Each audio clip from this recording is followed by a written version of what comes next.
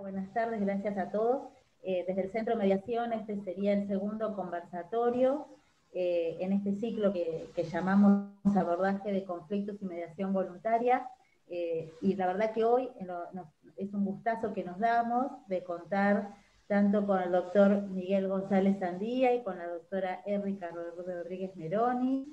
Tienen un currículum muy amplio, simplemente voy a decir que Miguel, bueno, por supuesto es abogado, es doctor en ciencias jurídicas, es el decano de la Facultad de Derecho y Ciencias Políticas de la Universidad Católica de La Plata, docente en ambas universidades, el director del Instituto de Derecho de Familia del Colegio de Abogados de La Plata, y además autor de muchos artículos académicos.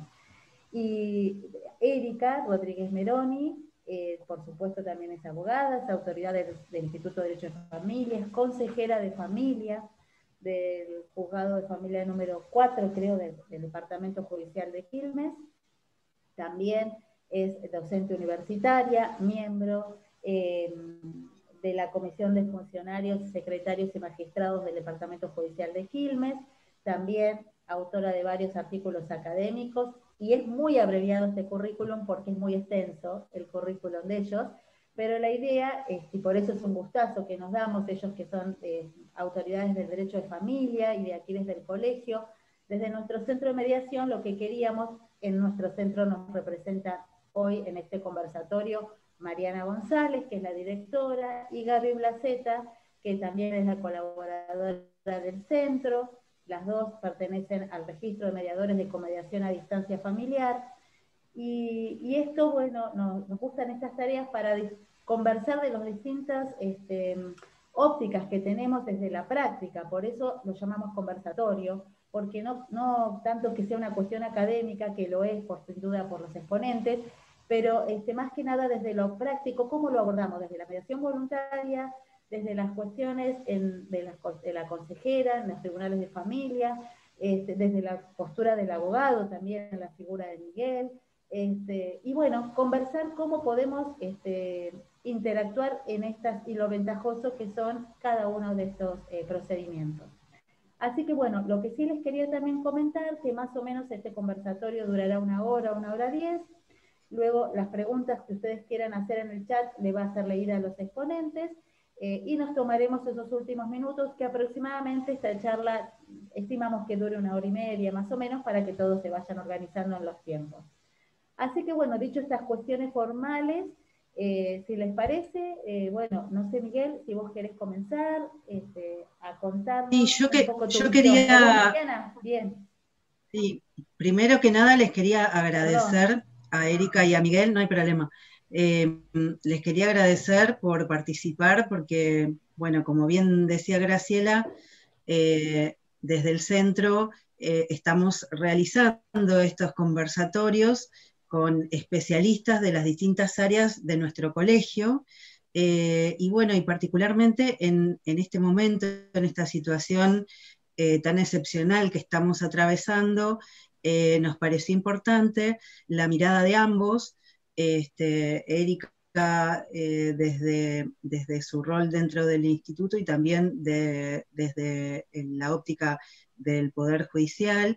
Y bueno, Miguel ya creo que todos lo conocen y bueno, estuvimos conversando un poquito antes en relación a cómo veía él desde el lugar que están atravesando, la situación que estábamos atravesando todos y particularmente las familias y su incidencia en el derecho de familia. Entonces, bueno, queríamos un poquito que él nos contara para ver qué aportes nosotros desde el centro de mediación y desde los servicios que nosotros prestamos desde el centro, les podemos brindar a todos los que están interesados en el derecho de familia. Así que bueno, si vos querés, Miguel, nos encantaría escucharte un poco de lo que estuvimos hablando sobre la situación en este momento atravesada por la pandemia. Muchísimas gracias por la invitación, es un gusto estar aquí en este encuentro, agradecer, bueno, Gabriela, Mariana, Graciela, bueno, gente que uno quiere muchísimo de muchos años, también los que nos acompañan. Y bueno, también es una gran satisfacción compartir esta jornada con Erika, que nos conocemos hace tantos años del instituto, de la facultad, y creo que puede aportar mucho. Yo les decía en privado, y ahora lo repito, que Erika es una funcionaria muy comprometida, muy capaz, una gran profesional. He tenido la oportunidad de comprobarlo puntualmente en la actividad profesional, de manera que creo que nadie mejor para desarrollar lo que atañe al Poder Judicial.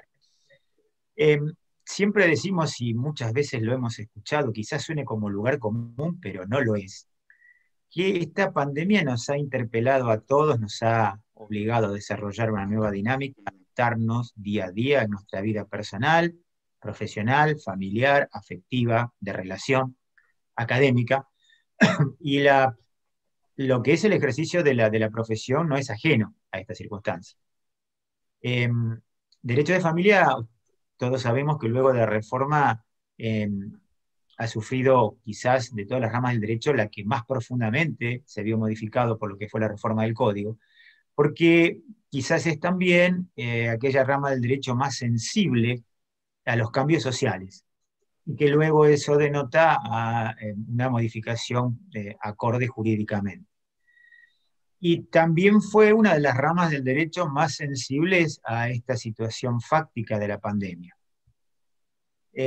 Esos problemas que familiarmente o judicialmente existían, o esas tensiones que muchas veces eran subyacentes en el ámbito de pareja, relacional, familiar, hicieron indudablemente eclosión en la pandemia, por la situación particular, por estar potenciados, por generarse cuestiones aún más conflictivas, y que esta pandemia ya puso sobre el tapete o, digamos, aportó cuestiones más complejas para resolver. Son un sinnúmero de situaciones que esta pandemia ha de alguna manera diseñado, rediseñado de otras perspectivas, pero fundamentalmente haciendo una mirada, si se quiere, estadística de la cuestión.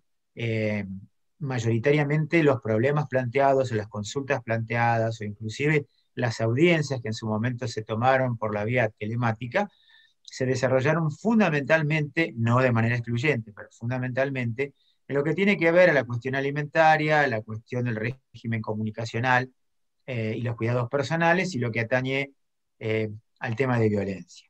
Cada uno con sus características diferentes. Sabemos que cuando uno analiza la cuestión en derecho de familia nunca debe a realizarlo de una manera como compartimento estanco, sino en un contexto, en el contexto determinado. Y había que analizar las cuestiones y resolverlas en el contexto de la pandemia. Y esta pandemia sensibilizó, sacó a la superficie cuestiones que ya sin resolver o ya subyacentes o ya en trámite judicial encontraron una perspectiva muy aguda en la pandemia. El tema alimentario de por sí decimos que fue una de las primeras consultas porque muchas situaciones estaban dadas por aquellos alimentantes que en su actividad vieron menguados sus ingresos y obviamente les impedía cumplir una cuota de manera total o parcial. Y en ese sentido, lo que buscaba el alimentante era la comprensión, en primer lugar, de la otra parte, o en su defecto, de lo que era el organismo judicial. En realidad, los planteos en este sentido fueron bien recibidos por los juzgados, obviamente con la prueba correspondiente. Sabemos que durante los 3 o 4 primeros meses el aislamiento fue casi total, las actividades esenciales eran muy pocas, y había un gran segmento de actividades, sobre todo las comerciales, que estaban absolutamente restringidas, con lo cual eso implicaba una merma cierta y comprobable.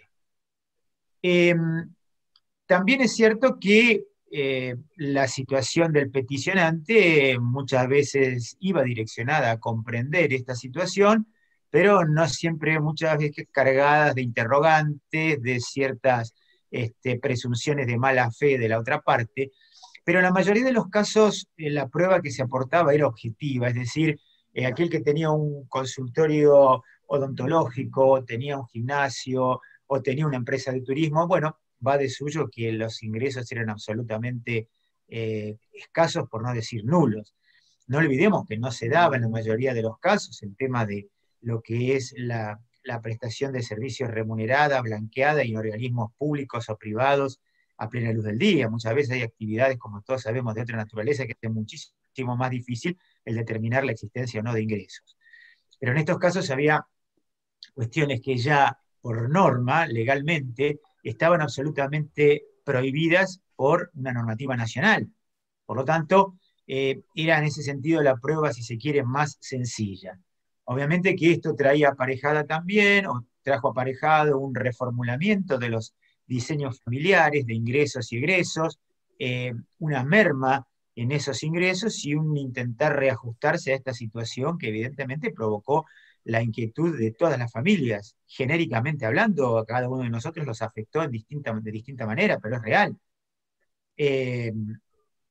Y eso, si bien en un principio trajo ciertos chisporroteos, ciertos sacudones, paulatinamente se pudo encauzar ya a nivel privado o ya a nivel judicial de una manera quizás más objetiva que las otras cuestiones, como son el tema del régimen comunicacional y cuidados personales y violencia, que ya hablamos de dos vías diferentes. De a poco el tema alimentario se va regularizando conforme la apertura de la actividad comercial. Entendemos que también hay un tema muy puntual, es decir, la normalidad no regresa apenas una actividad comercial abre, sino que es necesario un tiempo que vaya decantando y se vaya normalizando la situación. Todo ello en un contexto socioeconómico que obviamente no es el mejor y no lo sigue siendo hoy en día. Creo que los planteos en ese sentido fueron en general bien resueltos por los tribunales. En lo que atañe a las gestiones extrajudiciales en general tuvieron éxito, pero obviamente siempre contamos con un segmento que es absolutamente recalcitrante y contrario a toda posibilidad de consenso, ya en un ámbito judicial o ya fuera de él. La cuestión de los alimentos se va a ir normalizando conforme se vaya normalizando lo que nosotros entendíamos por nuestra vida anterior, es decir, sine die, francamente. Pero la mayor apertura de actividades comerciales es una señal que tiende a implicar una cierta normalización que entiendo yo que va a ser muy paulatina y sobre todo muy lenta. Todo ello aparejado por las situaciones que esta falta de cumplimiento en tiempo y forma trae aparejado en la economía familiar, sobre todo en aquellos que son los alimentados, temas de salud, temas de educación, etcétera, etcétera, han sufrido el impacto indudablemente de esta situación. Otro de los Miguel, segmentos interesantes. Sí. Quería hacerte una pregunta como para ir conversando.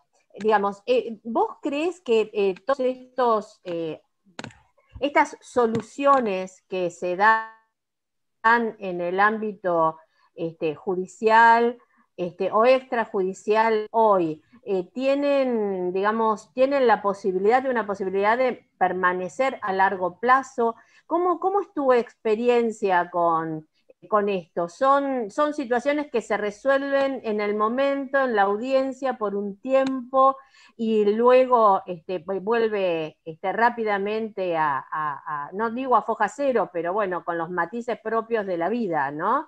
Que es la vida misma, es lineal y permanente? ¿Cómo es tu experiencia? Hay algo que a mí me ha llamado siempre la atención es cuando se dicen muchas veces en las sentencias alimentos definitivos. Si hay algo que no es definitivo en derecho de familia, son los alimentos, los cuidados parentales y los regímenes comunicacionales, porque van fluctuando constantemente conforme las circunstancias y el contexto, cuando hay menores, la edad de los menores, o por cuestiones laborales o de salud. Yo creo que va a ser muy difícil hacer un pronóstico certero, como vos decís, en cómo va a evolucionar esto en cuanto al tema alimentario. El tema alimentario va a depender de lo que implique una cierta reactivación económica o vuelta a la situación anterior, no sé si llamarlo a la normalidad. Pero evidentemente quizás de todas las cuestiones que estamos analizando va a ser la de más difícil pronóstico. Porque entiendo que, en primer lugar, y esto todos por experiencia profesional lo sabemos, siempre para un consenso se necesita permeabilidad de ambas partes. Y por supuesto también la habilidad de quien lleva adelante las gestiones para lograr ese consenso. Pero también es cierto que más allá de que quien lleva adelante sea habilidoso o tenga compromiso profesional, o de la buena voluntad de las partes, hay cuestiones objetivas que creo que en este momento nos exceden, que es el tema económico, que ha tenido y va a tener un fortísimo impacto, que creo que en muchos casos va a obligar a readecuar o a redimensionar esos consensos que se habían obtenido en otro contexto. Cuando nosotros hablamos de derechos de familia, hablamos que las cuestiones deben analizarse en un contexto. Siempre lo dialogo con mis amigos procesalistas, que son muchos, pero muchas veces son muy estructurados en algunas cosas, que las cuestiones de derecho de familia no hay que verlas desde un punto de vista de la norma pura, sino que hay que analizarla en su contexto. ¿Dónde aplico yo esta norma? ¿En qué caso lo estoy aplicando? Porque probablemente la misma norma en otra situación familiar necesite otra interpretación. Y eso hace también que el derecho procesal, en el ámbito del derecho de familia, sea muchísimo más flexible que en aquellas cuestiones, por ejemplo, de derecho civil, donde los plazos o los cumplimientos en tiempo y forma son compartimentos más estancos. Una ejecución hipotecaria, hasta incluso una sucesión, es un ámbito totalmente diferente. Entonces, creo que de estas... sí. No, terminá la idea, que quería hacerte un comentario. Creo que de todas estas cuestiones que estamos analizando, el futuro de cómo se va a desarrollar la cuestión alimentaria es el más incierto, en tanto y en cuanto va atada inalienablemente e inescindiblemente con la cuestión socioeconómica. Nosotros creemos, desde la práctica de la mediación, que entre los elementos fundamentales y distintivos de la mediación, en este caso voluntaria, y en el tema de familia, que es lo que estamos viendo puntualmente, que es la posibilidad de seguir los acuerdos. Y seguir los acuerdos de una manera, digamos, de cerca, de una manera más personal, por llamarlo de alguna forma. No porque el mediador no sea neutral, porque el mediador tiene que ser neutral al momento de tratar con las partes y trabajar con ellas para tratar de arribar a un acuerdo de mutua satisfacción. Pero se genera otra manera de trabajar y por ende otros efectos, uno de los cuales, una consecuencia puntual, la posibilidad del seguimiento de los acuerdos de una manera más digamos, más continua, si se quiere, más inmediata, y por otra parte, la forma de llegar a un acuerdo. Nosotros no hacemos que las partes hagan acuerdo. Las partes arriban a un acuerdo con nuestra intervención y con la intervención de las herramientas propias de la mediación encarnadas, mediador que está aviniéndolos de alguna manera. Aviniéndolos a un resultado positivo o no, a veces no se llega a un resultado, a un acuerdo, pero lo que sí tratamos de hacer es tratar de transformar la posición con la que llegaron ambas partes. ¿Qué quiero decir? Tratar el vínculo entre las partes, tratar de trabajar lo relacional en las partes que promueva o bien la realización de un acuerdo que sea duradero y que podamos seguir, o que no lleguemos a un acuerdo en lo inmediato, pero que ese vínculo entre ellos se pueda ver restablecido de manera tal que luego la conflictividad entre ellos sea menor o sea diferente la manera en que presenten sus posiciones a futuro en cuanto a lo que necesitan el uno del otro, sin escalar nuevamente los conflictos a un punto que llegaron inicialmente. Ese es el trabajo desde la perspectiva de la mediación en cuanto a esto. Por eso te preguntaba en cuanto a la permanencia de los acuerdos, que obviamente el tiempo de pandemia hace que sea incierto cuándo se va a reactivar económicamente vaya a incidir sobre la capacidad del alimentante, pero bueno, tiene una diferencia muy grande en cuanto a la manera de trabajarlo. Sí, Gra. De hecho, me parece por ahí también importante comentar que mucho hemos estado trabajando en esta situación excepcional en relación a lo que denominamos acuerdos provisorios, porque la realidad es que cuando empezó todo este tema de la pandemia y la cuarentena pensábamos que iba a durar 15 días, un mes, y hoy no sabemos cuánto. Y las cuestiones económicas, lo mismo, no era lo mismo en marzo que cuando llegamos a agosto, la situación económica de las familias. Entonces, bueno, la posibilidad, esto que cuenta Gaby, de trabajar sobre el vínculo de las familias para poder ir, una vez que separamos algunas cuestiones que están generando ruido en esa relación, sí podíamos ir trabajando y podemos ir trabajando sobre acuerdos parciales, momentáneos, y como dice Gaby, que pueden ser revisados, creo que en la misma línea de lo que vos estás planteando, Miguel, en relación a el término definitivo, ¿no? Porque una familia, estén los padres juntos o estén separados, tiene una vida en constante cambio. Y bueno, y con esta situación en particular, mucho más. Sí, sí, es verdad.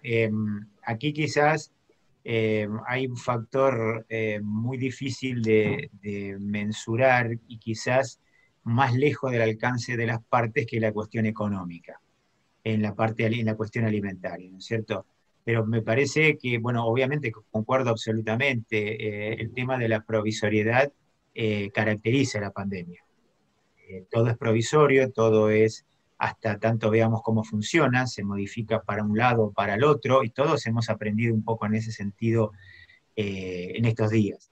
Pero sí, la tendencia ha sido tratar de mantener o de transformar esos acuerdos cuando era pertinente, y en general, en gran porcentaje, las partes se han mostrado permeables. Ha habido comprensión más allá de que siempre existen esas excepciones, sobre todo en aquellos expedientes o casos en los cuales digamos, la situación era de no consensuar aún antes de la pandemia.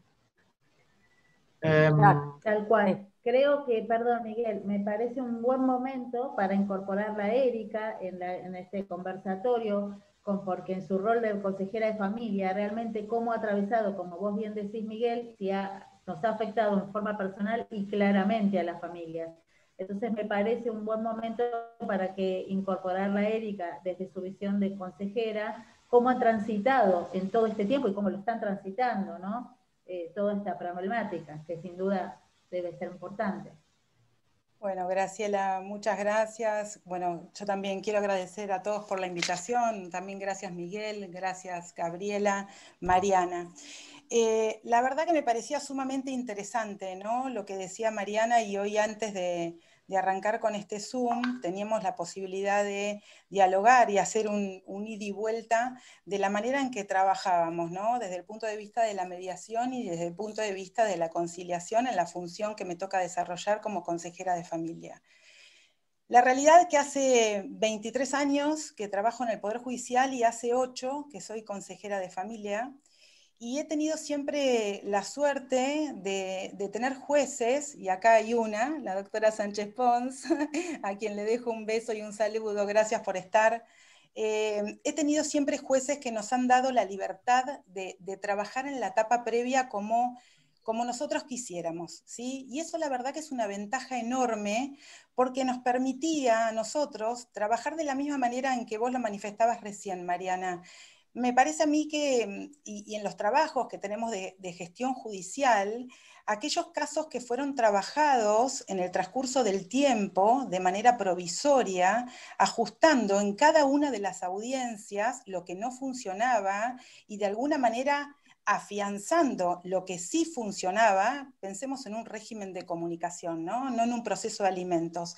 Estos regímenes provisorios que íbamos de alguna manera avanzando, y comparto con Miguel de que todos los casos no son iguales. No es lo mismo un régimen de comunicación de un papá que por una discusión con su mamá no se lo pudo llevar a pernoctar un fin de semana a su casa y inicia un régimen de comunicación para de alguna manera enderezarlo con otro régimen de comunicación producto de una acción de filiación extramatrimonial en el cual la madre tuvo que reclamar la filiación a ese papá. Ese niño tiene 5 o 6 años, no conoce a ese papá y ese papá solicita un régimen de comunicación. La realidad es que los institutos son iguales, pero las soluciones son completamente distintas. En un caso tendré que trabajar de una manera y en otro caso tendré que trabajar de otra manera. A mí, en lo particular, me gusta trabajar con acuerdos provisorios y para mí es fundamental la presencia del abogado especialista en derecho de familia, ¿sí? El abogado especialista en derecho de familia es quien de alguna manera te acompaña en este proceso, que lo único que buscamos en realidad es la resolución del conflicto. Todos saben que lo jurídico lo encontramos todos los letrados inmediatamente. Todos sabemos cuál es la figura jurídica que más se adecúa a una determinada problemática familiar. Lo difícil es lo emocional, ¿sí? Lo difícil es llegar al nudo del conflicto, lo difícil es poder trabajar a partir de ahí y empezar a trabajar las emociones, ¿sí? La doctora Zulma Mendolara, que también fue mi primer jueza en el juzgado de acá de La Plata, en el Tribunal de Familia de La Plata, decía que las cuestiones de familia encierran entuertos humanos antes que jurídicos. Y es verdad, es verdad. Recuerdo, miren, un caso, la idea mía era poder transmitirles algunos casos y de qué manera también los principios procesales de derecho de familia no son para los procesos de conocimiento solamente y para los jueces, sino para la etapa previa también, ¿no? Porque cada uno de los procesos de derecho de familia nosotros los aplicamos. Principio de mediación, por supuesto, que extraño tanto ese contacto con la gente, ¿sí? Su lenguaje del cuerpo, las emociones, los llantos, toda esa parte que tiene que ver también con las emociones y la resolución del conflicto, ¿no? La posibilidad de que se incorporen a esas audiencias los peritos psicólogos del juzgado, que quizás no opinan lo mismo que los peritos particulares de cada una de las partes, incorporarlos y tener en cuenta ese principio de oficiosidad que nosotros manejamos y poder traerlos a las audiencias y desasnarnos nosotros como abogados respecto de otras disciplinas, para nosotros es espectacular. La realidad que este principio de oficiosidad, y a veces coincido cuando la gente, el ciudadano común, ¿no? Que no entiende y no tiene por qué saber de derecho, a la primera persona que ve, a la figura, a la primera persona que ve como poder judicial en la etapa previa es al consejero de familia, ¿no? Quizás vienen con una problemática de hace 10 años y a la primera persona que ven como representante del Estado es el consejero de familia. Por eso me parece a mí que es una figura muy importante. Recuerdo en una oportunidad un caso, y así lo cuento rapidito, en un expediente de filiación extramatrimonial. Por eso es tan importante que nosotros nos basemos no con nuestros valores, sino con los valores, ¿sí? Y los ideales y los pensamientos de las personas que se incorporan a las audiencias. Uno muchas veces dice, pero ¿cómo puede ser que efectivamente este hombre no reconozca a su hijo cuando sí tiene posesión de estado de hijo? Uno no lo va entendiendo, pero para poder entender, de alguna manera necesitamos saber cuál es su historia. Entonces, una audiencia de filiación, vienen 2 personas, obviamente iniciada por la mamá, me manifiestan ahí en oportunidad de esa audiencia de que este niño tenía posesión de estado de hijo, este papá lo llevaba al jardín, lo visitaba, pernoctaba con él, pero no lo reconocía. Ante la posibilidad de preguntarle por qué no efectuó el reconocimiento, manifiesta que en una discusión con la señora, ella le había manifestado que él no era el padre, entonces que él se le planteaba la duda de la paternidad y que quería hacerse una prueba de ADN. Esto fue en el año 2012, cuando los hisopados bucales no existían, ¿no? Y existía la figura de la asesoría pericial, ¿recuerdan?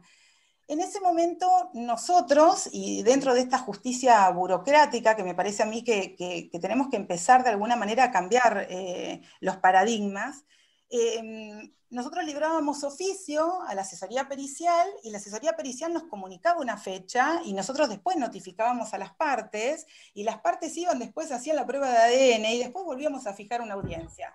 Ahí pasaban 6 meses.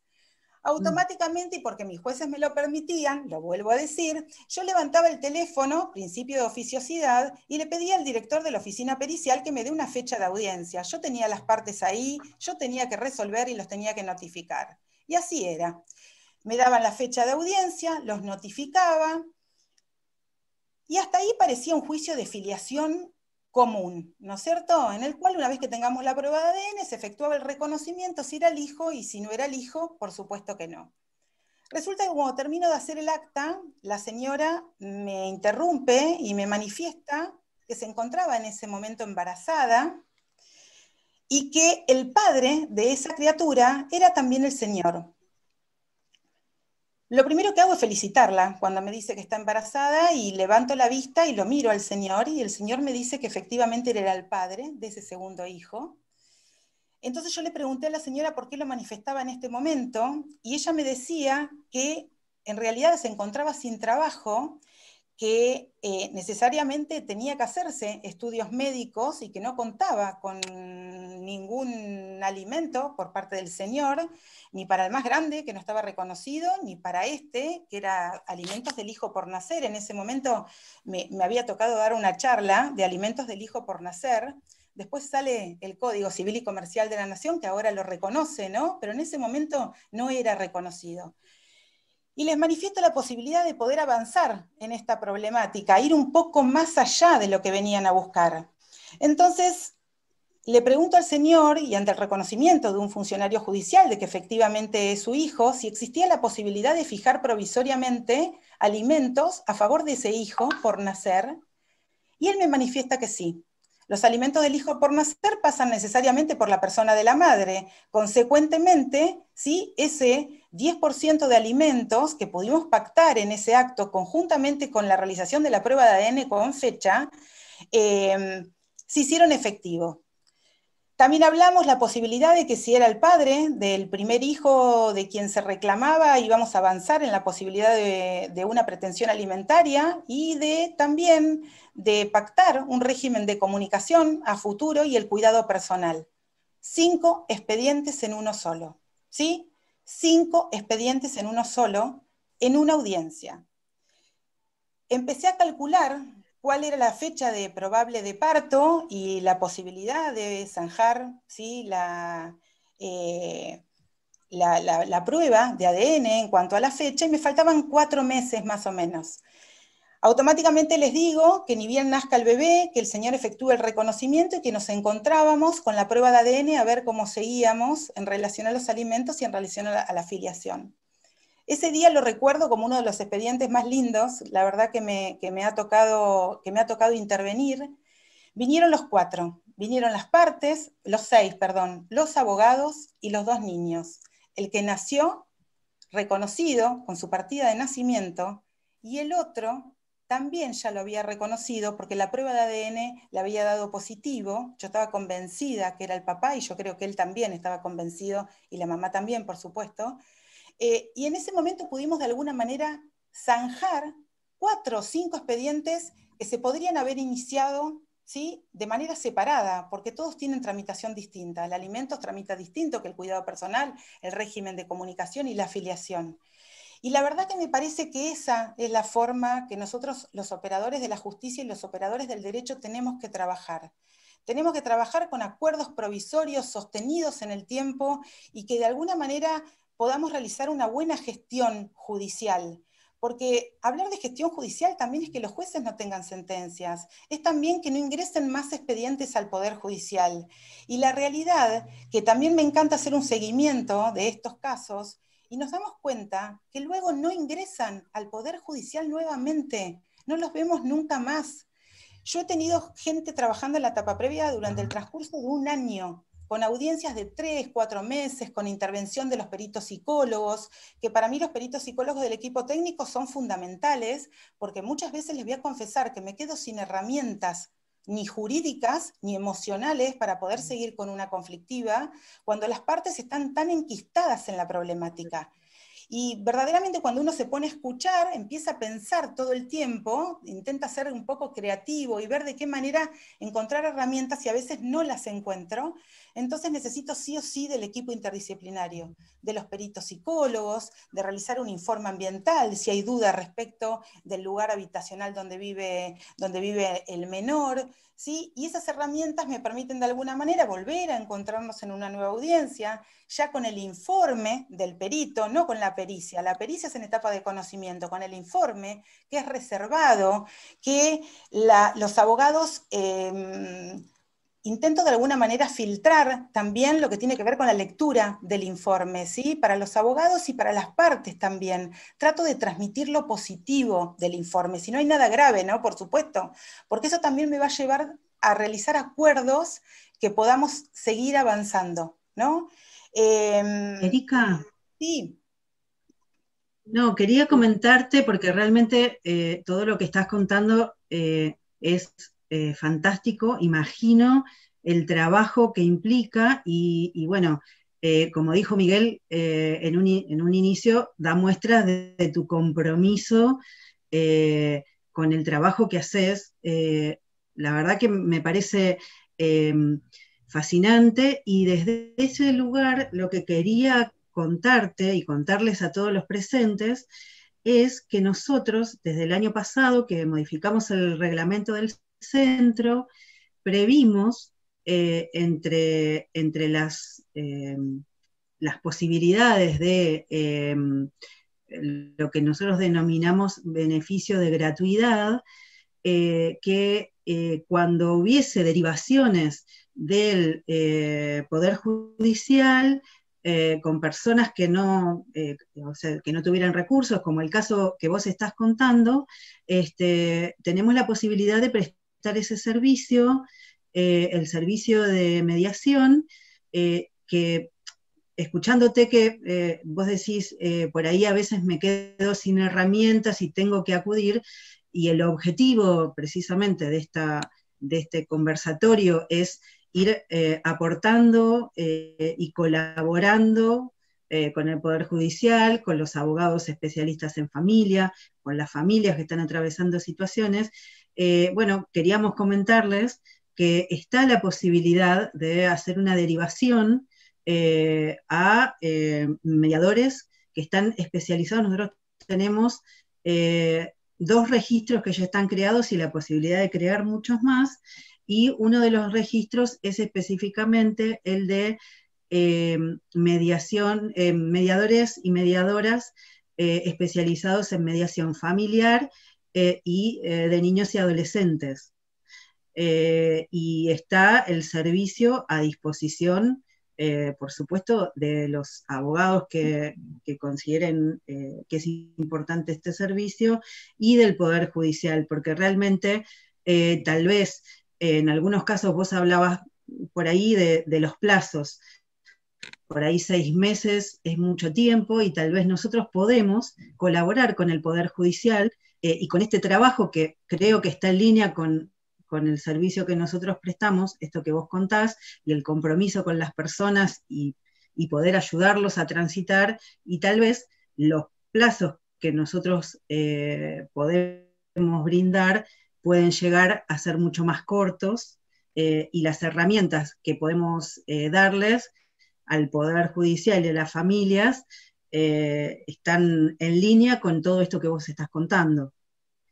Me pareció fantástica la experiencia que vos contaste. No sé si los plazos que vos dijiste eran entre audiencia y audiencia, 6 meses, hablabas entre una audiencia y la otra. Sí, porque generalmente no, si uno lo plantea así, decís un montón de tiempo, pero la realidad es que muchas veces pactamos regímenes de comunicación provisorio donde les damos 3 meses para que puedan afianzarse. Claro. en un pernocte o ir avanzando. Hay que tener en cuenta la situación y cada caso concreto. Obviamente no es lo mismo un régimen de comunicación de un bebé que está amamantando, de uno de 5, de un adolescente de 12, de uno de 15, ¿no? Esto según nosotros vamos trabajando de acuerdo a lo que se nos viene planteando en cada uno de los casos.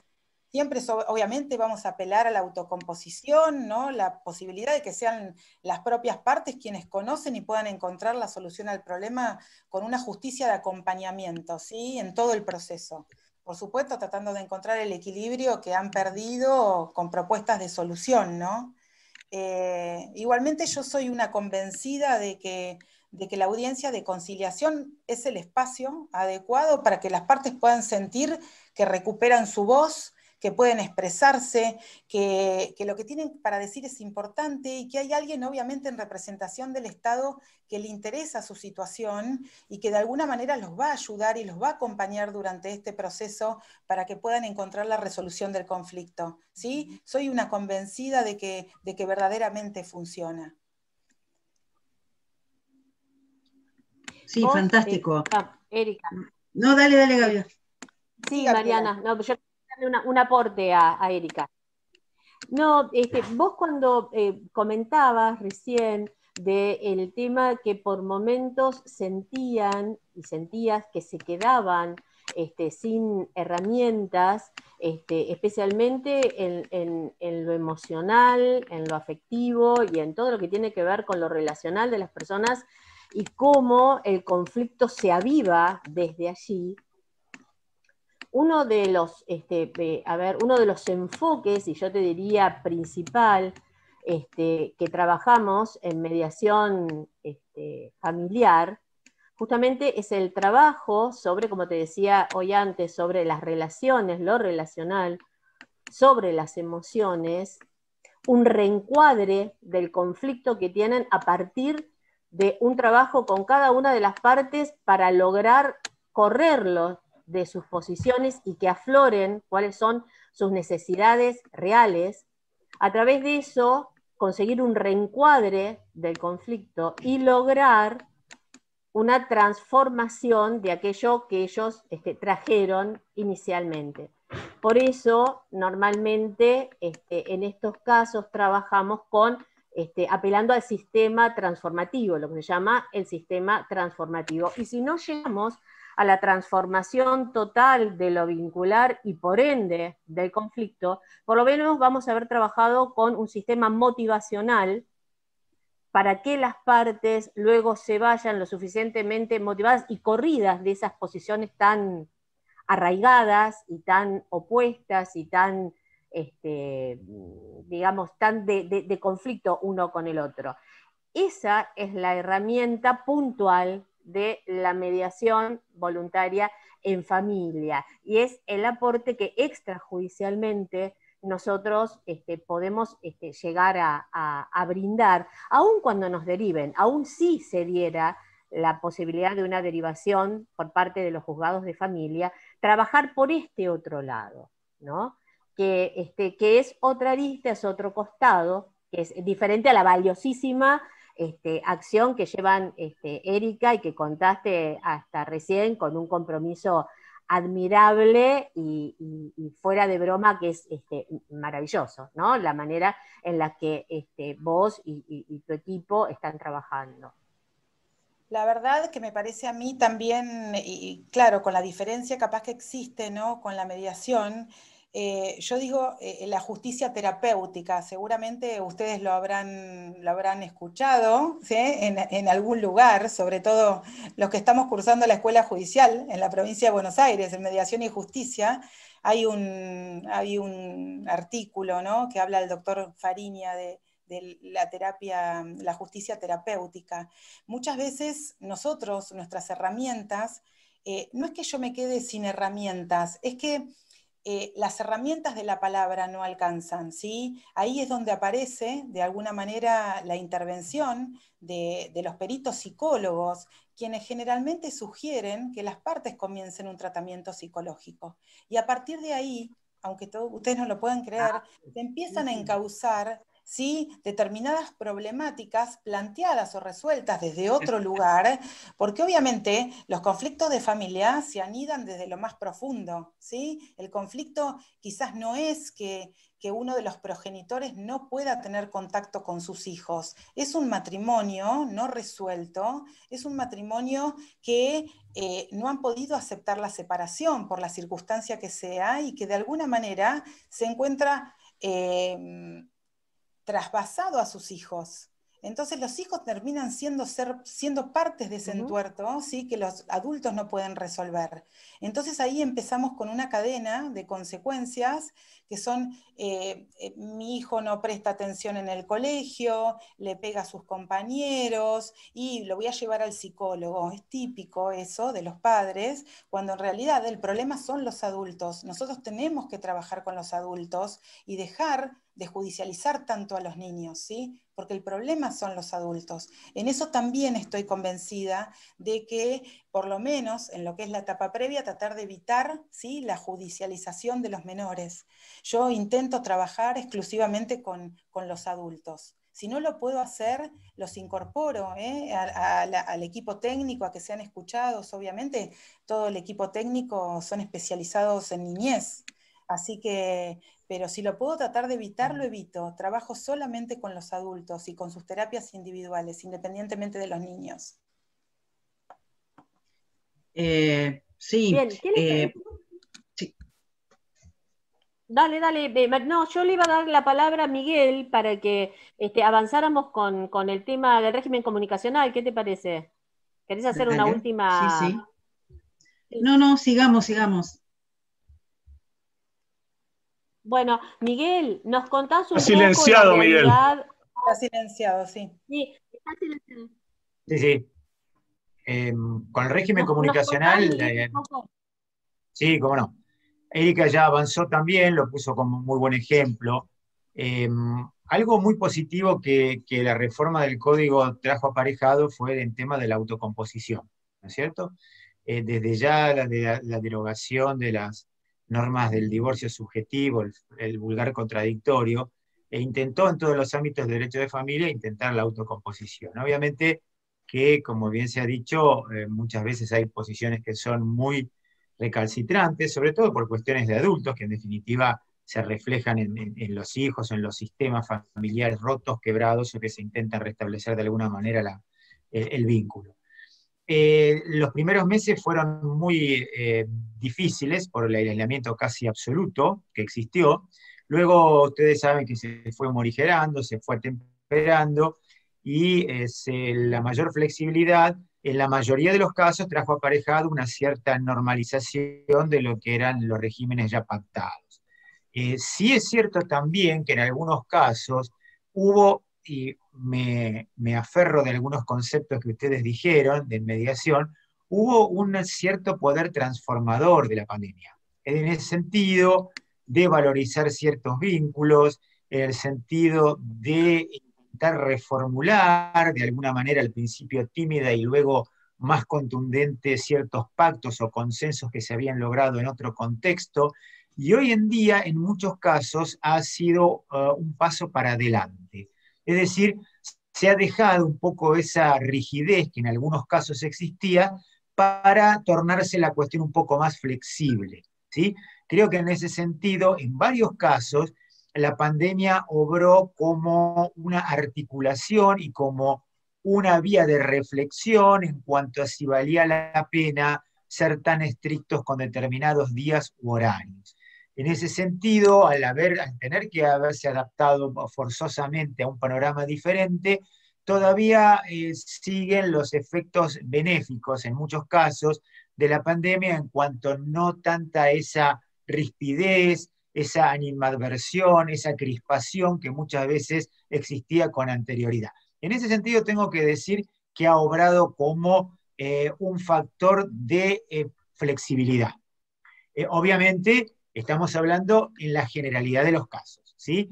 Están aquellos cuya situación de pandemia agravó y de alguna manera consolidó una situación de consenso inviable.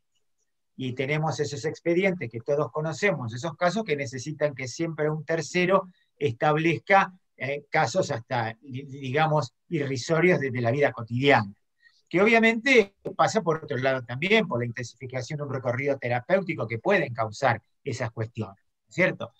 Pero en ese sentido, genéricamente, creo que la pandemia ha provocado un cimbronazo que ha redundado en muchos casos en cierta mayor comprensión y flexibilidad. Ha reformulado fácticamente y sanitariamente muchas cuestiones que venían bastante encorsetadas.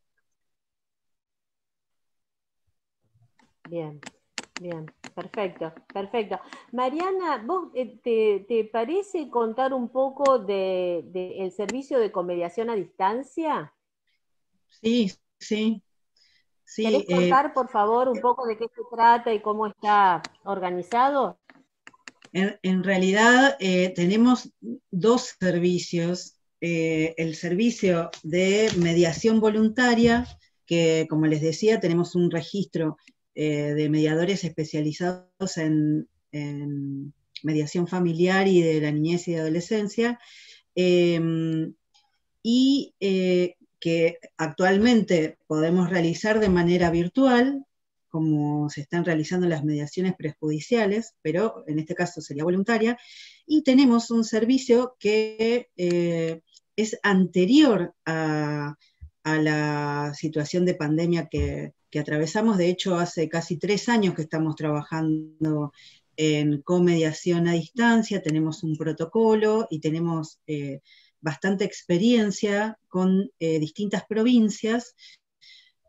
Mayoritariamente los temas están vinculados con familia, con cuestiones de familia, de personas que, bueno, tal vez se han separado, una se ha ido a vivir a un lugar o las dos se han mudado y, por ejemplo, podemos encontrar una persona viviendo en Salta reclamando ver a sus hijos que están en Santa Cruz.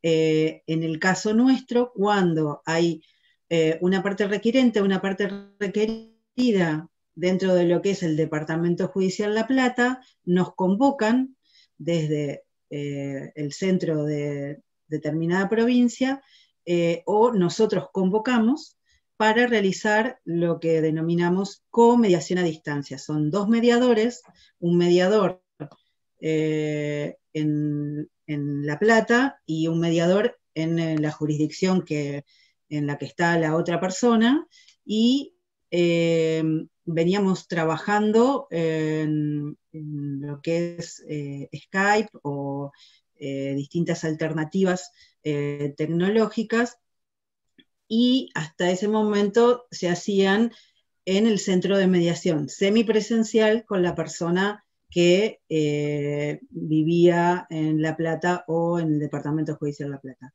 Y actualmente lo que hacemos es, bueno, todo de manera remota. De hecho, no sé si vos querés contar tu experiencia en relación a la comediación que realizaste. Sí, el año pasado me tocó una comediación con Salta. Entonces, el requirente era de Salta, era salteño, y desde un centro de mediación perteneciente al Poder Judicial, porque allí en Salta el centro de mediación corresponde al Poder Judicial, convocaron al Centro de Mediación de La Plata y por sorteo me tocó a mí, que estoy inscripta en el registro de mediadores a distancia y con especialización en derecho de familia. Y bueno, en ese marco era una situación de un matrimonio que se separó y el hombre se fue a vivir a Salta. Este matrimonio tenía 2 hijos, un hijo mayor con problemas de autismo y una hija menor, una niña. Entonces el señor, cuando el matrimonio se separa, se va a vivir a Salta y se lleva consigo al hijo mayor. parece que pasó un tiempo largo donde estuvieron desencontrados, no se podían comunicar por distintas situaciones, entonces requirieron al centro de mediación para facilitar un régimen de comunicación, restablecer el régimen, un adecuado régimen de comunicación tanto del padre con la niña, y bueno, y llegado el caso, luego de una mediación que se trabajó en varias audiencias, la madre con el niño que estaba en Salta. ¿Qué particularidad tuvo? Que en la primera audiencia, la señora cuando se presentó, prácticamente no hablaba, era monosilábica. Silábica. Sí, no, no.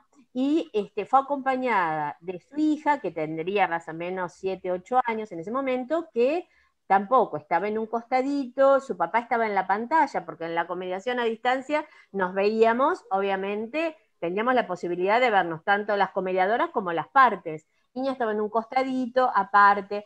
Bueno, lo fuimos trabajando con la comediadora de Salta. En una segunda audiencia, ya para cuando vino la señora, ya hablaba, ya se expresaba, estaba más suelta, la nena interactuaba con el papá a través de la pantalla, y bueno, y felizmente pudimos resolver un régimen de revinculación, de manera tal que la niñita viajaba con su mamá a Salta, se quedara un tiempo allí, después venía el papá con el niño a La Plata, y además de todo eso, se logró que el papá le pusiera su apellido, o sea, reconociera a la nena, no porque él no supiera que era su hija, sino porque en el momento del parto, en el hospital, en un hospital público y demás, él no estaba al momento que llegaron a entregarle la partida a la mamá y hacer el DNI del bebé, qué sé yo, qué sé cuánto, y como no estaba el papá, le pusieron el apellido de la mamá nada más. Entonces, el papá quería regularizar toda esta situación, y además porque a la mamá también le interesaba pedir alimentos para la niña, porque seguía quedando con ella en La Plata. Así que bueno, se pudo resolver, tuvimos 3 audiencias, se pudo resolver favorablemente, hicimos un acuerdo con ambas jurisdicciones, que luego se presentó a homologar en ambos lugares, en ambas jurisdicciones, ¿no? Entonces los acuerdos que se logran son perfectamente homologables, porque tienen que reunir obviamente todos los requisitos legales y estar perfectamente consensuados entre las comediadoras y las partes, fundamentalmente, que son las protagonistas, más los letrados que acompañan a las partes, porque necesariamente tienen que tener patrocinio letrado. Así que bueno, esa fue una de las experiencias que tuvimos en comediación a distancia. En este tema, de hecho, puntualmente. estuvimos con muchas provincias, y estoy viendo en el chat que Daniel nos dice que le interesa la información. Por ahí, Dani, te voy a pedir si le podés pasar el mail o la página para que él pueda entrar y ver, y que lo vean todos, ¿no? Tenemos un protocolo de comediación a distancia, tenemos el reglamento, los formularios para solicitar tanto mediación voluntaria como comediación, y bueno, y podemos ampliar mucho más la información en relación a estos servicios.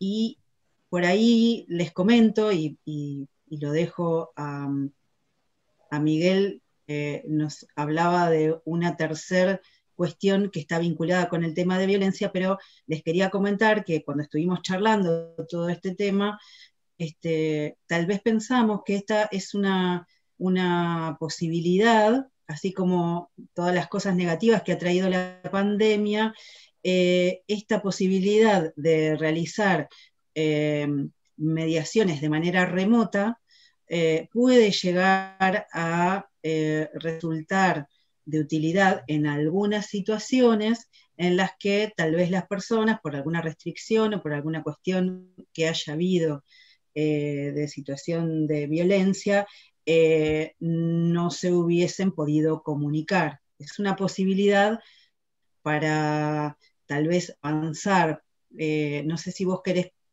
desarrollar un poco el tema este que nos decías de violencia, Miguel, o no sé, Erika, si quisieras decir algo.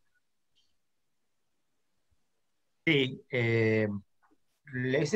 vendría a ser el tercer segmento de los temas quizás más sensibles y más frecuentes en este tiempo. Obviamente, como todos sabemos, ya tiene connotaciones en las cuales ingresa el ámbito penal.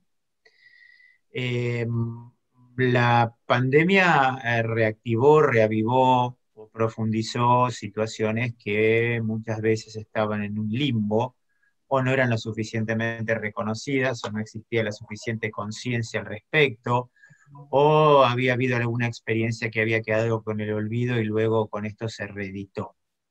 Han sido numerosas las consultas al respecto con violencia y las presentaciones judiciales referidas a ese tema. Obviamente aquí sabemos las particularidades que existen entre violencia y mediación, que después ustedes van a profundizarla, o las particularidades que existentes a la fecha, de ese tema, pero ha sido una de las áreas más sensibles, sobre todo, ustedes saben, en muchos casos de esto es la urgencia de la cuestión. Cuando hay cuestiones como alimentos que quizás tienen otra urgencia o a veces el régimen comunicacional o cuidados personales, aquí estamos en muchos casos hablando de la integridad física y psíquica de las personas y de su seguridad. Con lo cual, esta pandemia sí es cierto, eso es comprobable, es concreto, es tangible, ha reavivado estas cuestiones y las ha puesto en primer plano. En algunos casos en situaciones extremas con pérdidas de vidas, y en otros casos de agresiones muy, muy concretas o con medidas de exclusión. En esos casos, las exclusiones han sido muy frecuentes del hogar en este tiempo de pandemia. Creo que también es un tema muy profundo para analizarlo sociológicamente. Hoy existe, por suerte, no solamente una mayor toma de conciencia de la cuestión, sino normas ad hoc que tratan de encarrilar, encauzar y resolver y acompañar a quienes son víctimas en estas circunstancias. Me parece que toda herramienta que pueda articularse, pueda utilizarse, no solamente para mitigar esto, sino también para encontrar soluciones y resolverlo, bienvenida es en cualquier ámbito. Obviamente, como siempre decimos, siempre con la seriedad profesional y compromiso del caso. Por eso es muy importante lo que días pasados dialogábamos en los preliminares de esta charla con respecto a mediación y violencia. Ustedes saben ahora que aquí en La Plata todos los juzgados intervienen ya, antes se dejó de lado el tema protectorio, ahora todos los juzgados intervienen en estas cuestiones, pero estadísticamente ha sido muy numeroso el crecimiento de estas cuestiones, más allá de aquellas de las cuales nosotros sabemos que no se denuncian. Esta es una situación sociológica realmente alarmante, que ya se le ha prestado atención y creo que desde distintos ámbitos se pueden resolver. Se deja de lado quizás el prejuicio de que la justicia algún día va a hablar. En estos casos la justicia tiene que ser hoy, aquí y ahora las decisiones urgentes, luego veremos quizás el fondo de la cuestión. Me parece que hay mucho para hacer en el tema de violencia, obviamente que no dejan de ser importantes las cuestiones de derecho alimentario o de régimen comunicacional o cuidados personales, pero aquí estamos hablando en muchos casos de la salud física y psíquica de las personas. Ha sido una prueba de fuego para determinados sistemas de acompañamiento, de resolución de casos, el tema de la pandemia y de la violencia en pandemia, y hoy está en plena ebullición. Es decir, hoy este tema sí permanece y creo que avanza cada día más. Me parece muy interesante la posibilidad de conversar, consensuar y aportar perspectivas, diseños, ideas para un abordaje multidisciplinario y multijurídico. No ya solamente desde el ámbito del organismo judicial, sino también desde otros que puedan aportar una gran utilidad e intentar resolver estos problemas. Sí, por ahí, desde el lugar de la mediación, valga la aclaración, obviamente la violencia no se puede mediar, pero sí desde lo que nosotros realizamos en mediación y de las posibilidades de conversar con las personas, escucharlos, la escucha activa que nosotros desarrollamos tanto, trabajar sobre los intereses y necesidades de esas personas que están en la mediación, implica incluso, tal vez, evitar situaciones que puedan llegar a un momento de violencia, o prevenir, digamos, situaciones que tal vez, si las personas no tienen un espacio en el que puedan conversar, tal vez pedirse disculpas, como decía Erika, trabajar el tema emocional, evaluar cuáles son las distintas dificultades, podría llegar a una situación de violencia, y bueno, precisamente nosotros lo que propiciamos es un trabajo hacia la pacificación de las relaciones, y creo que podríamos aportar mucho a la sociedad en este momento en el que tal vez hay muchas cuestiones como las económicas que vos contabas al principio y los problemas que se generaron en todo el tema del ASPO, que bueno, tal vez a veces repercuten negativamente en cada una de las personas, ¿no? Yo creo que es muy importante visibilizar las posibilidades. Es decir, que la persona que esté sufriendo esta situación, o quienes estén sufriendo esta situación, tengan ante sí toda la información, tengan acceso a las distintas opciones, porque es muy importante ofrecerles un abanico, un menú de posibilidades, que obviamente algunas serán más aplicables que otras conforme el contexto, pero es muy importante la información, la formación de quienes están a cargo de estas opciones, ¿no es cierto? Y también que la persona que esté sufriendo esto sepa cómo, de qué manera, cómo y cuándo se recurre y a quién se recurre. Quizás de estas cuestiones de las que estuvimos conversando es la más compleja, no solamente por, digamos, el peligro que se corre en estas situaciones, sino también por la multiplicidad de variantes que pueden darse y la multiplicidad de posibilidades a las cuales se pueden recurrir. Creo que aquí hay que hacer hincapié en dos cosas. Primero, en la formación de quienes intervienen en estas opciones, ¿cierto? Y en segundo lugar, en la información para hacerle llegar a la población en general cuáles son las posibilidades que tienen ante estas circunstancias. Yo Totalmente. quisiera, Sí, Gabriela. yo quisiera con relación a esto, Miguel, a mí me parece que los abogados, todos aquí somos abogados, yo digo que los abogados tenemos la oportunidad de formarnos e ir adquiriendo las destrezas adecuadas para plantear la estrategia frente a un cliente, a las necesidades de un cliente.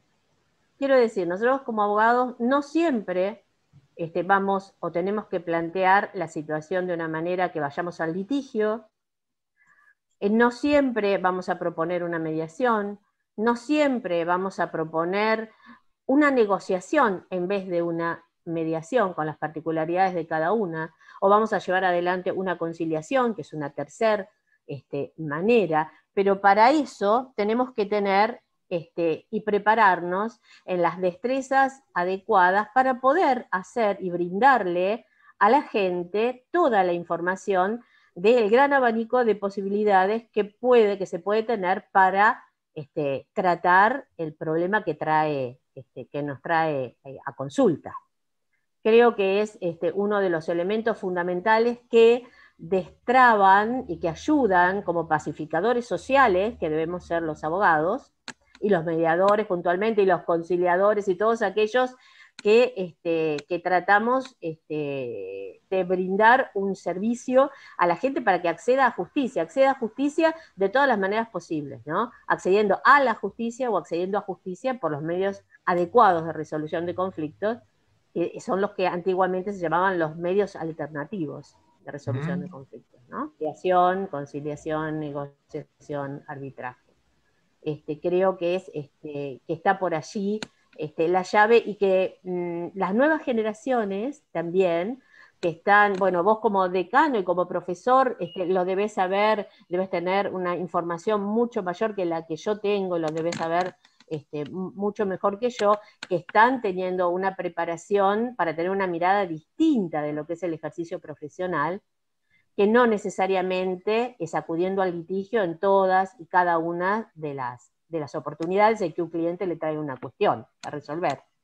Sí, exacto, exacto. Inclusive también lo que se tiende hoy desde el punto de vista académico, de la oferta académica o el desarrollo educativo, es, en el caso del profesional del derecho, desarrollar sus capacidades y habilidades. Y también es cierto que ha cambiado el perfil y acá voy a hacer referencia exclusivamente al ejercicio libre de la profesión, Sí, sí. Ha cambiado mucho el perfil del abogado de familia, o está cambiando, creo que por suerte, y esto siempre lo charlamos inclusive con colegas del Poder Judicial, que en muchos casos, no en todos, pero en muchos casos se percibe que hay un cierto cambio y tendencia al consenso. Nosotros los que somos más grandes hemos crecido quizás en el fragor de la batalla jurídica, en el cual el abogado de familia era el que más litigaba o el que más presentaba escritos o el que más audiencias pedía. La gente pensaba que era el mejor, y no.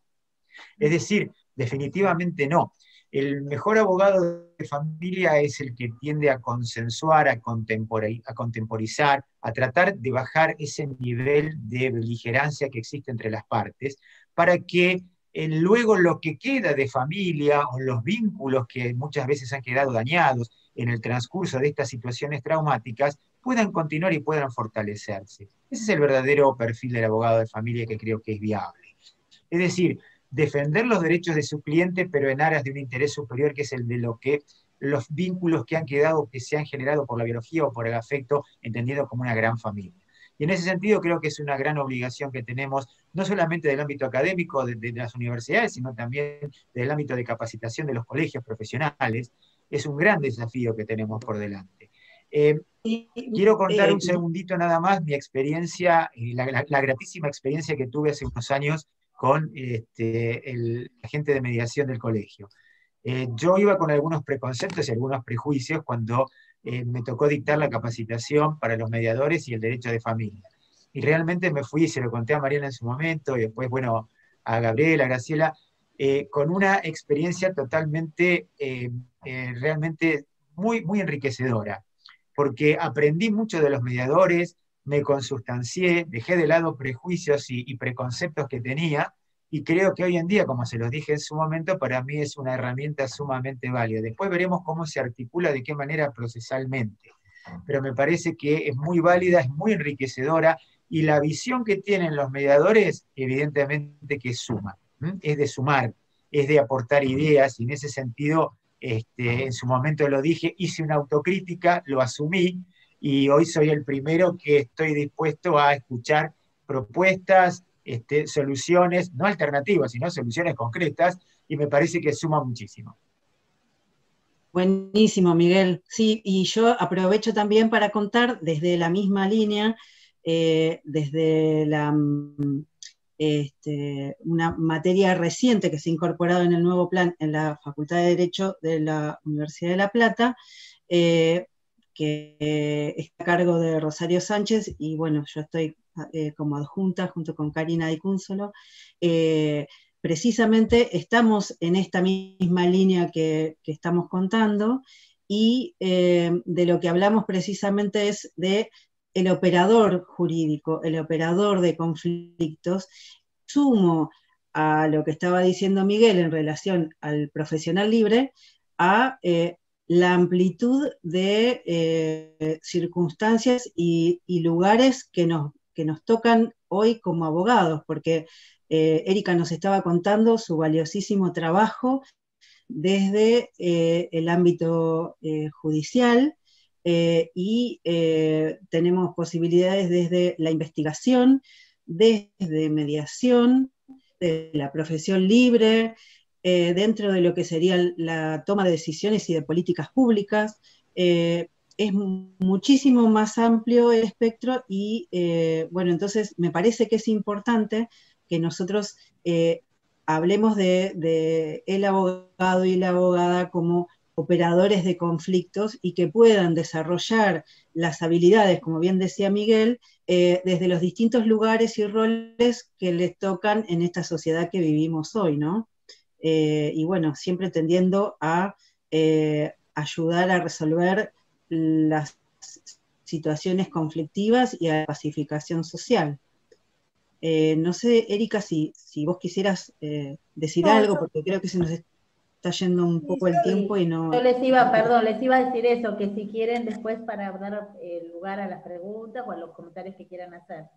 Pero No, sí, yo Erika, solamente en relación a la violencia familiar quería comunicar que obviamente nosotros no intervenimos cuando hay medidas, generalmente cuando hay denuncias de violencia familiar con medidas tomadas en los expedientes, tanto de exclusión del hogar, de perímetros de restricción, de cese de hostigamiento, ya sea para el adulto o para el adulto y los niños, que muchas veces eso se encuentra dividido, nosotros generalmente se inicia con posterioridad a la denuncia un régimen de comunicación, pero es así, está como escrito, que aparece el régimen de comunicación y de alguna manera nosotros tenemos que o designar una audiencia para cuando efectivamente la medida ya se encuentre vencida, y si no se renueva, si no se suspende la audiencia, a los fines de poder avanzar en esto que decíamos de la posibilidad de que esos 3 meses que generalmente le damos para la prohibición de acercamiento y demás,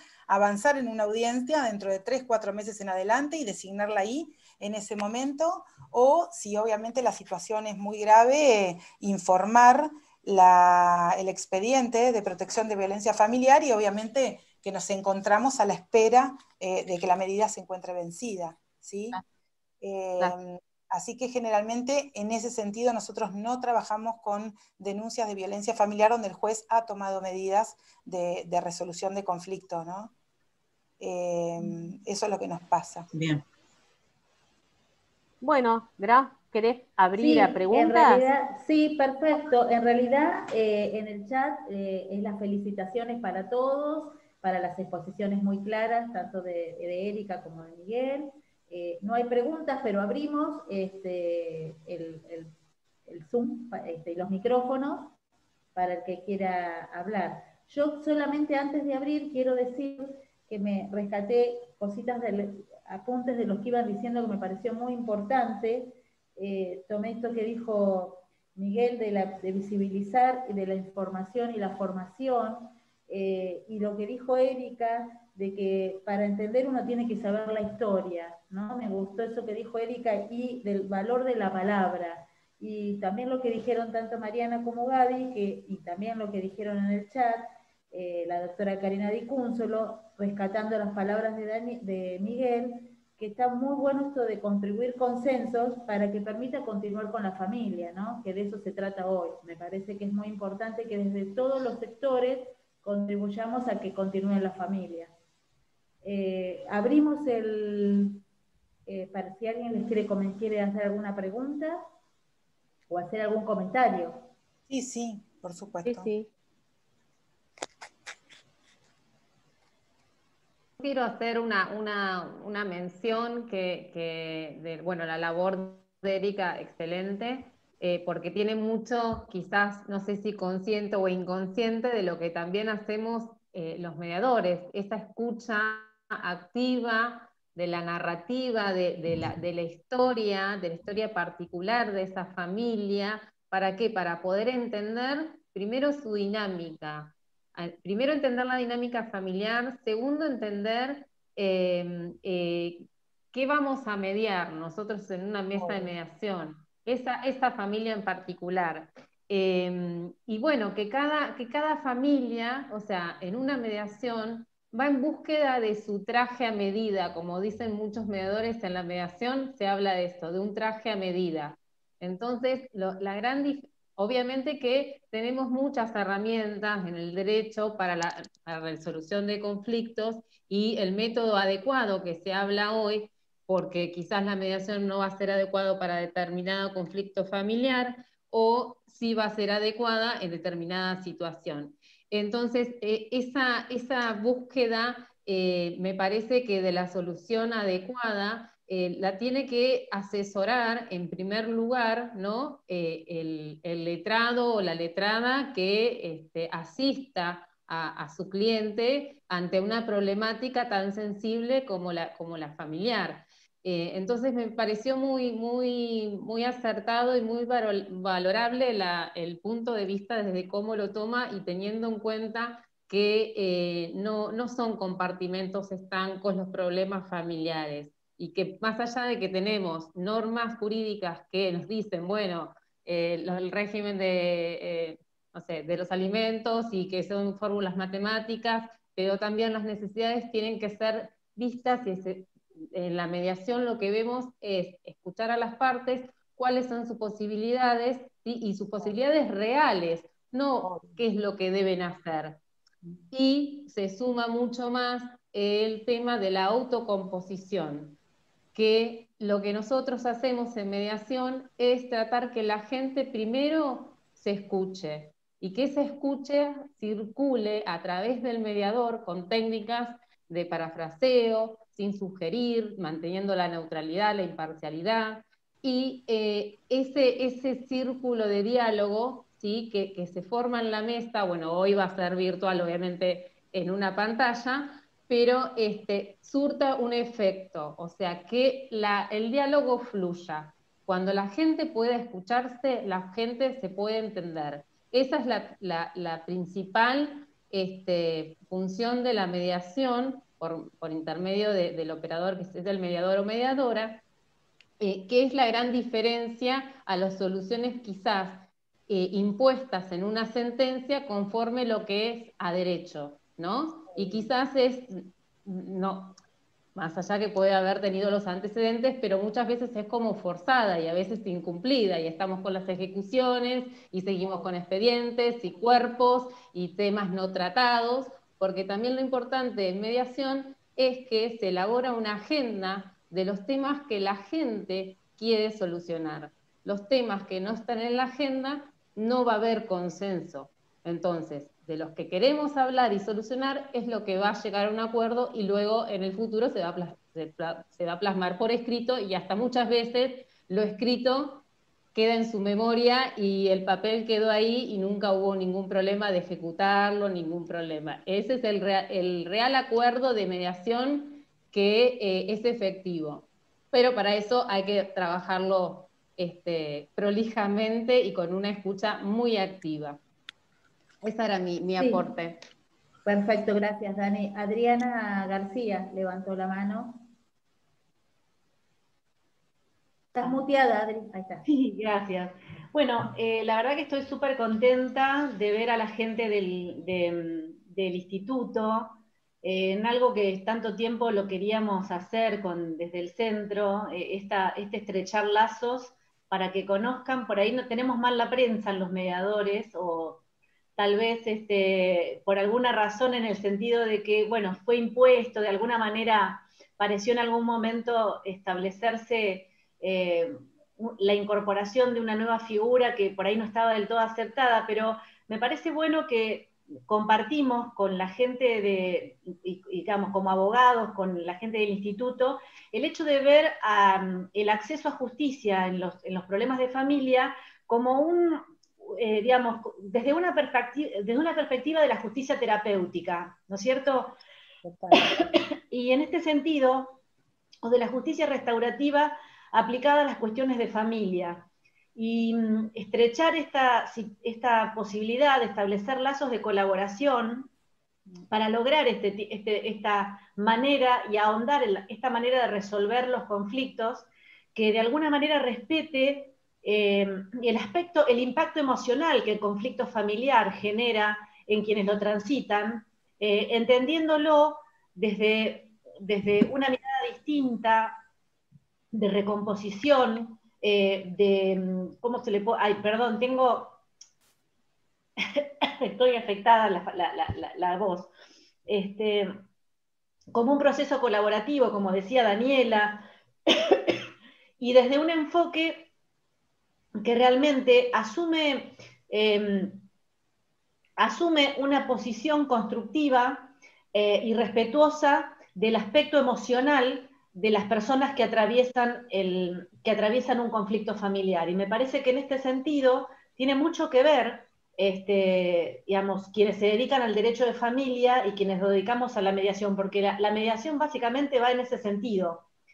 No pretende imponerle a las familias ni hacer cualquier cosa, sino ayudarlas a transitar un camino de sanación, si se puede, en el sentido sanación de un vínculo, en la medida que se pueda, sin abandonar el proceso, sin mirar para el costado, pero sí dándole el tiempo que necesitan y teniendo por ahí herramientas que por ahí no son no son las tradicionales que se aplican en un proceso judicial tradicional. Así que bueno, celebro este conversatorio, me encantó la participación de Erika, de Miguel, y bueno, nada, esperemos que podamos seguir por este camino. Gracias, Adriana. Sí, no sé si alguien más quiere decir algún comentario.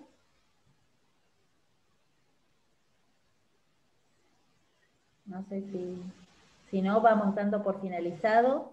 Ya estaríamos en el tiempo.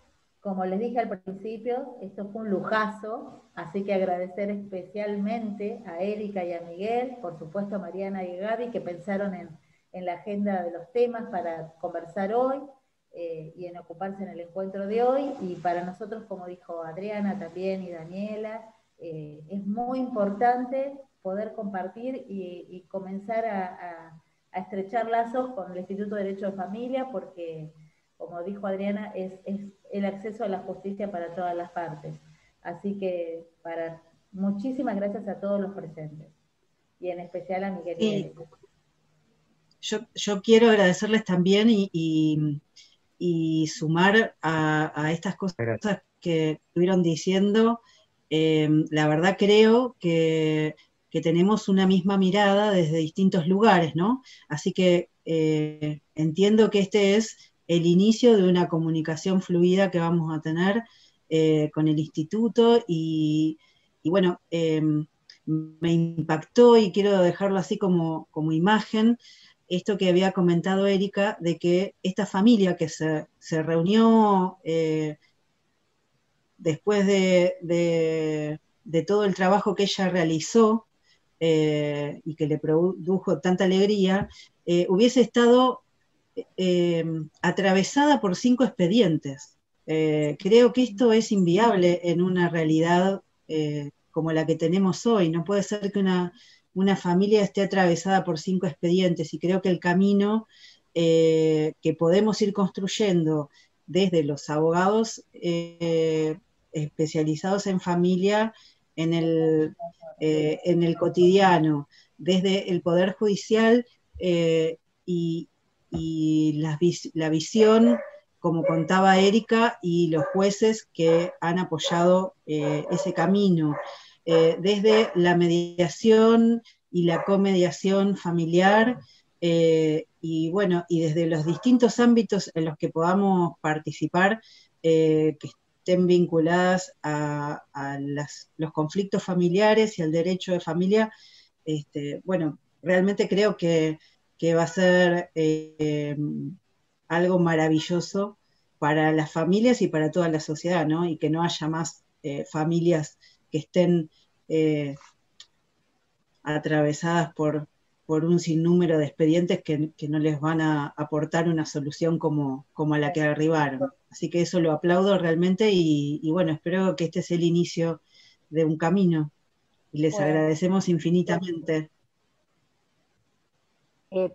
Perdón, bueno, yo también quiero agradecerles, ¿sí? a Miguel y a Erika por su generosidad, por haber aceptado rápidamente y sin mayores inconvenientes el hecho de participar con nosotras, con el Centro de Mediación del Colegio, en una actividad mixta donde pudiéramos presentar las distintas perspectivas, ¿no? Ante un una situación común, que es el derecho de familia, las problemáticas de familia, y cómo mejorar